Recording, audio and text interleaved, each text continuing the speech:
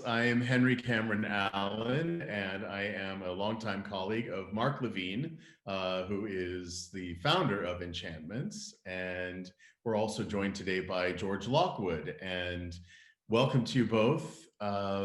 George and Mark met in the 90s and started collaborating on creating beautiful toys for children. So let's start with a little biography of each of you.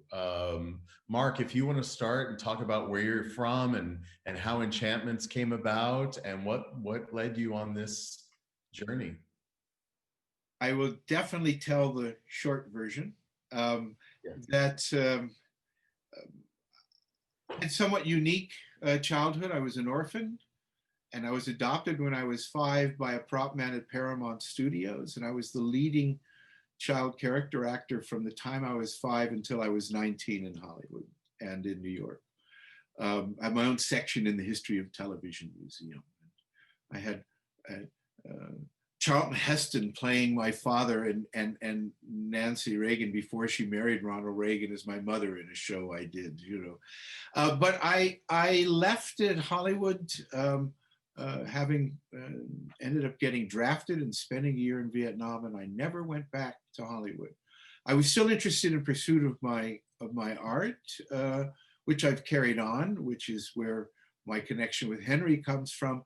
But at some point I had to go to work to make some money, and I didn't want to go back to Hollywood. And I went into the industrial world and learned a bit about it, and always had a connection with wood. I was in the office furniture and design and warehousing, and ended up learning a lot by going to many different companies in many different industries and seeing how things actually function.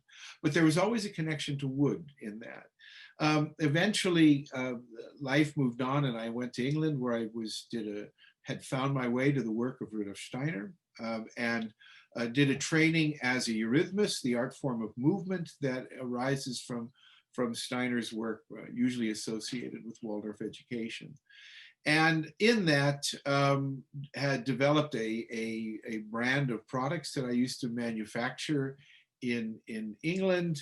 And after living there for 16 years, came back to the States in the middle 90s, and started up again in the States doing product development for other people. And I actually did product development for a lot of different places, big companies, the National Cathedral, the World Wildlife Fund. I did a lot of different things, and eventually, through the complexities of life, ended up having the beginnings of a brand of products, which became Enchantmints in the early 2000s. But the development of that were products I was doing for a company called Reprint Mint. And in that, we made large play sets for people. And I then used to exhibit them at the toy shows, where I had the opportunity of actually meeting George, and realized we were sympathetic in terms of our perspective on childhood, and the fact that the play aspects of childhood was an important part of a healthy development. And I always stood for products in which the principles of truth, beauty, and goodness were dominant. We needed to make money, but how we made it actually mattered. What we actually put for the children to play with was a significant criteria. And I think in that there was an element of mutual recognition and respect. I remember a dinner we had in New York, in which we really got, for the first time, really talking and realizing that we were kindred souls in many ways. But in the beginning, the kinds of things that George was doing, because he'll tell himself about his own relationship to products, and the stuff I was doing for Reprint Mint had the potential for being competitive with each other, and I couldn't compromise that. But Reprint Mint basically disappeared. I took over the brand and created what became Enchantments, and in that process, got back in touch with George, and we said, well, we're not doing that stuff that we used to do, and now we could actually work together, and that began what we have. And I sent Henry a picture of the Fairy Forest Lodge and all of its things. Really, So really beautiful, and I hope it makes a comeback, because I think everyone will want it. I certainly will want one for myself. George, what about you? What about your foundation? Where did you come from, and what led you to toys? I grew up in upstate New York and in a family of seven and four sisters and two brothers. And my father was a surgeon, and he would carve wood and build furniture and do things in his spare time. And we lived out on a farm. We had trees and wood around to create stuff. And my older brother is a cabinet maker, and he was involved in woodworking for since he was young. And I was on the inventive side. I remember building a land yacht. It was a cart with a sail on it, and I would sail around the roads and the dirt roads and the property, and build big kites, and hoisted my brother up on one of the kites one time. And it was a little a little scary, but he was all right. So I like that kind of thing. And I moved from upstate New York out to California, and my wife and I began to raise a family. We had two boys, and it was out of my involvement with them in playing together and just following their imagination, and just having a sense of the importance of that time and that process, as far as a way of connecting with them, a way of getting to know what was going on. They could express themselves, and I could find things that were going on and that I wouldn't otherwise, in terms of their imagination. So I began to make things that just fit into what was coming out in our play and what would seem fun. And one of them was a tree house. And I had tree houses when I was a kid, and I thought that would be interesting in terms of a space to play in with them. And so I made one, and the boys really liked it. And I made two, and then I made, we had friends who would come by and see them. I thought, you should, that's really interesting. That's nice. You should consider doing a business with that. And I thought, well, that'd be an interesting idea. And I was in full-time private practice as a clinical psychologist at that point, so it didn't seem quite realistic.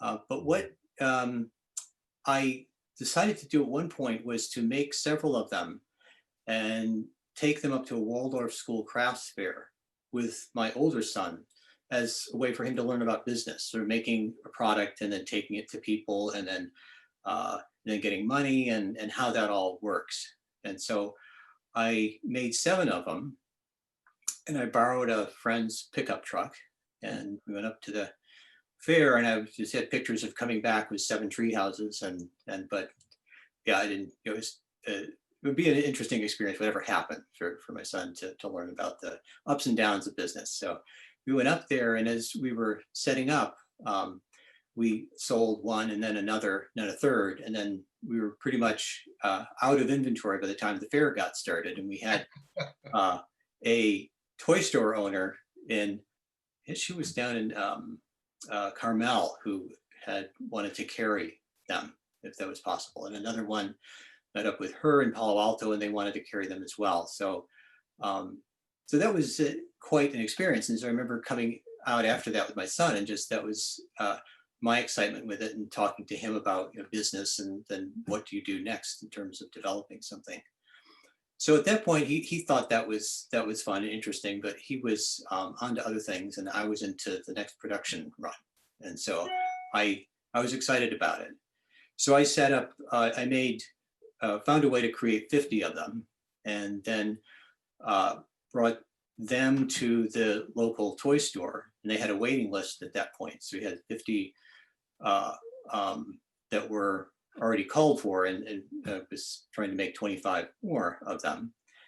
And so then I was thinking, what would be the next step up from that in terms of production? Because I was taking trees and getting tree trunks cut, and then branches from the trees to make the trunks of the miniature tree houses. And so that was a little hard to keep up with the growing demand at that level. So I found a way to refine the production and use plywood instead of tree trunks, and to use CNC machines, computer numerical control, that can cut out parts, and found a place in just north of where we were at the time in California, and then set up so I could make 100 at a time.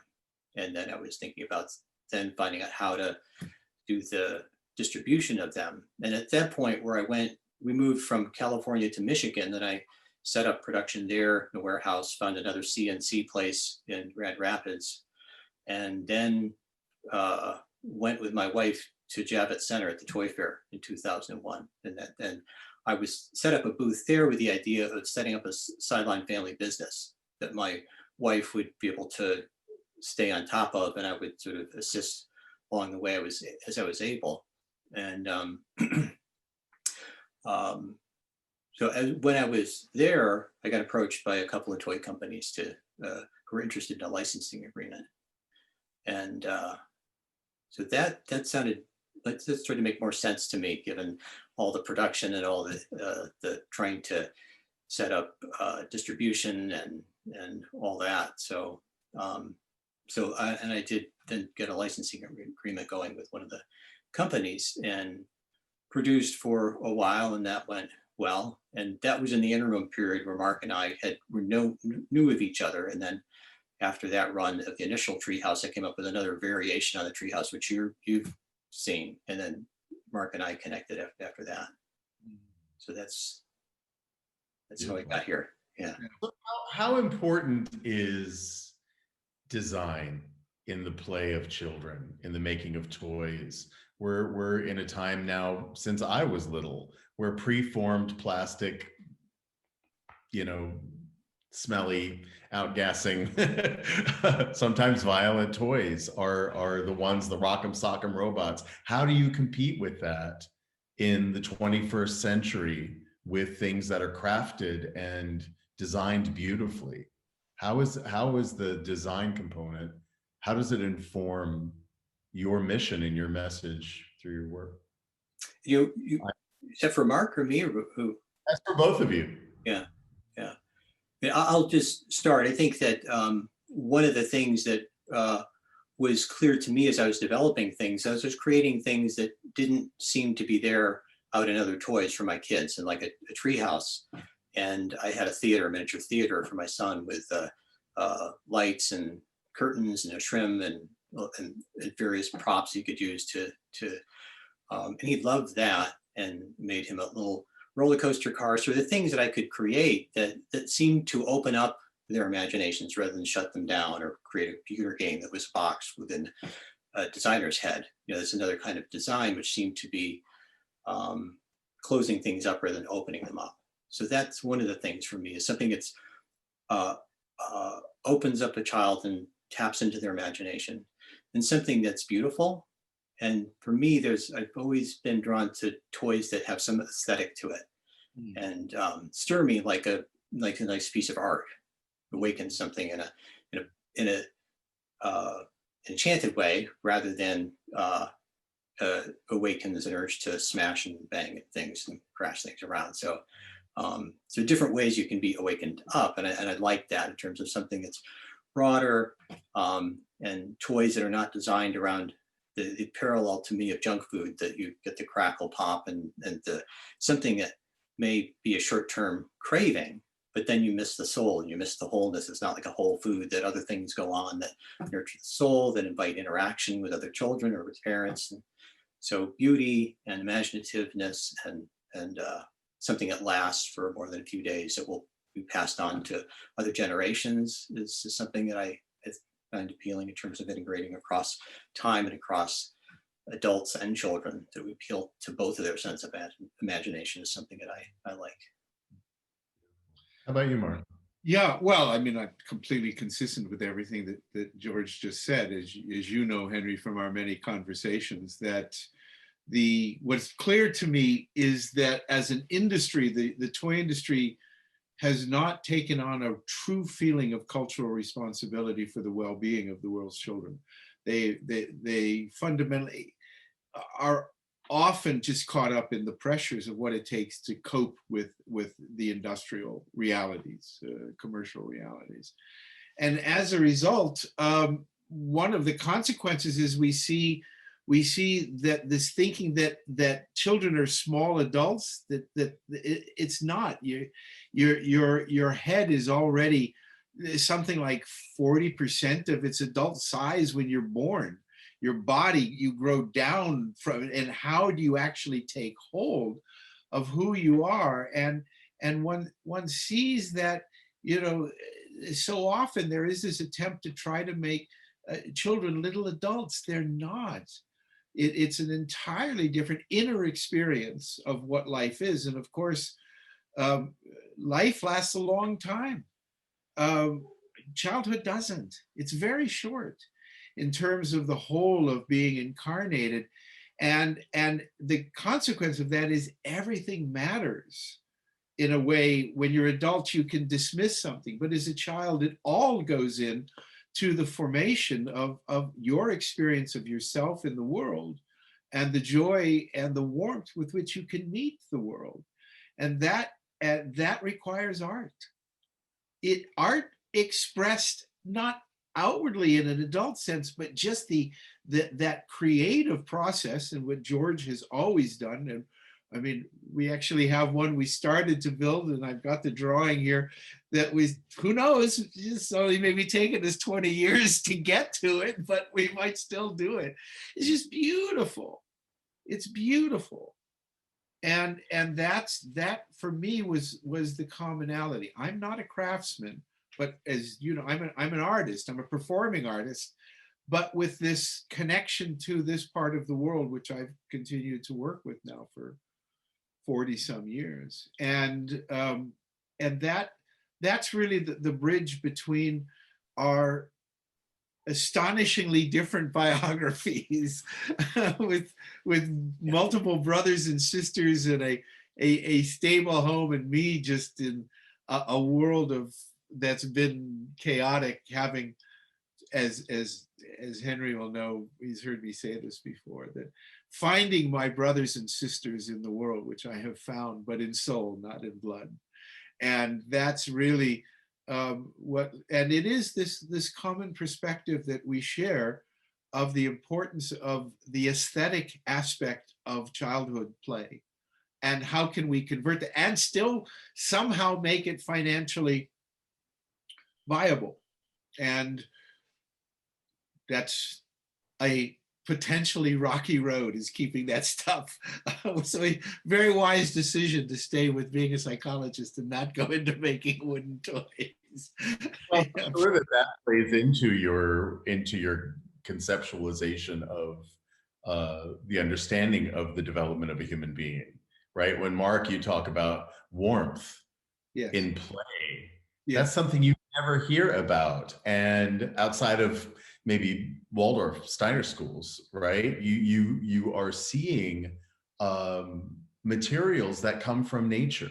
Yeah. There is a warmth, there's an energy in them. When the children are working with wool or wood, the warmth from them goes into the material, and it's reciprocated. There's a relationship that happens, and that's what I love about both of your visions here, is that what you're creating are toys that are interactive, they're well crafted, they're warm. It taps into a child's sense of beauty. We have more than 5 senses. We're taught that we have 5 senses, but sense of beauty is one that we have from childhood. And to cultivate that through play is something that is rare and precious. And it comes through in your work. Yeah. So yeah, what's next? as far as the psychology of it, I think of the first experience of a child coming into the world, being birthed, and the interaction between mother and child, and what happens when things are good is that there's a secure attachment that develops, and a secure attachment is by way of this dance, an intricate dance that becomes more and more differentiated and complex over time between mother and infant, mother and young child, infant and father. And it's in that dance. And I think in the play process, when I remember playing with my kids, it would be connecting with them, sensing what's going on, how are they feeling? And if I had an object, handing it to them, and then seeing what they do, and I would follow their lead, and then I would add something to it that would be interesting coming out of my own imagination. They would pick up on that and then go somewhere else, and that would stir something in me, and I go somewhere else with it, and that would unfold, and that was that energy and the opening up of their of themselves, and the fun of that, the imagination. You could see their themes grow out of that, and themes from their life and relationships with their mom or other kids play out into the play and get worked out in various ways. So that whole dance and integration with people and with me and with nature, and that was like the tree house would come out of that. There's something about that which I like in terms of a sense of integration of nature and our living space. It's something that's not exactly a house. It's not exactly just a tree. It's something in between those two, which I think is a lovely place to be in terms of that dance between us and nature, not overcoming nature and overpowering it, and not getting taken over, but that blending and integration of various forces. The world seems to be hungry for that connection between the physical and the spiritual. And we're seeing that manifest in certain places. The work that Mark and I have been doing over the last 3 years has been all around that subject. And I think that to bring it into the play of children as part of their foundation, then will inform how they carry their imagination into adulthood and potentially broader into the world, right? Gives other people permission to do the same. So what's next for the two of you? Do you have something planned that you can talk about? Or where are you now in terms of what we can expect for... I actually, the shipment just arrived. It's at the freight company. It'll get delivered into the warehouse tomorrow. So this is nicely timed. I have one sample here of what they've produced, and they've done a very nice job. We are going back into the marketplace with the Fairy Forest Lodge and its set. We're missing one product because I didn't have any samples of, which we'll bring in next year. But then there was a couple of other designs that we had started to work on, one and specifically, and in our last conversation, should we bring this back? And I was looking at it again, and actually we have two. We have the mountain, not a lodge, but a mountain, and we have the sun, moon, and stars, which I actually found printed a copy of that original drawing. So we got a couple products that George has already done some work on, and then we'll see what might come just from beginning. I mean, it takes probably 1.5 to 2 years to find out whether what we're actually working on was worth it. This is not a quick process. That has good parts, because then you're not rushing to do the next thing. You got to do the next thing. So, and hopefully, if things start to move and a bit of money flows, then hallelujah, we'll cook some more. I hope. Yeah, that'd be lovely. Yeah, I just got I have a shipment of a new wood lathe coming in. It's yeah, so that's one of the things I use for what's that? Well timed, is it? Yeah, right. It's for production of prototypes, and now the sky's the limit with this new lathe. So oh, wonderful. Yeah. Wonderful. Well, that's great. I know a lot of people are going to be looking. I know that this past year has been tough for a lot of people, and parents who are stuck at home with their kids because their kids can't go to school and they can't go to work. They got to work from home. And how do you create an environment for your children at home that is educational and healthy and helps them grow? And the root of the word education means to lead out of, like from a well, not to thrust into, right? It's kind of, George, what you were talking about, that opening up. I didn't know that. That's fascinating. Yeah. If you go back to the Latin root and you look, it's to lead out of or to draw from. And I think that people are going to be looking for opportunities to open their children up and in ways that are healthy in ways that are healing to this world and to one another. So Yeah. as we wrap up, where can people find you and your work if they are looking? Well, from a commercial standpoint, it's Enchantmints, but spelled Enchantmints, MINTS.com. And from then you'd be able to order anything that we're actually producing. We still will be selling to stores, but we'll also be selling everything online. So that will be the source. And on there we'll have the locations where if people wanted to physically see something, they'd be able to find it. Yeah, I mentioned just a link. I have just started a website, schematherapymidwest.com. And on there, I've been doing various types of research. And one of the research is on parenting patterns, sort of negative and positive parenting patterns.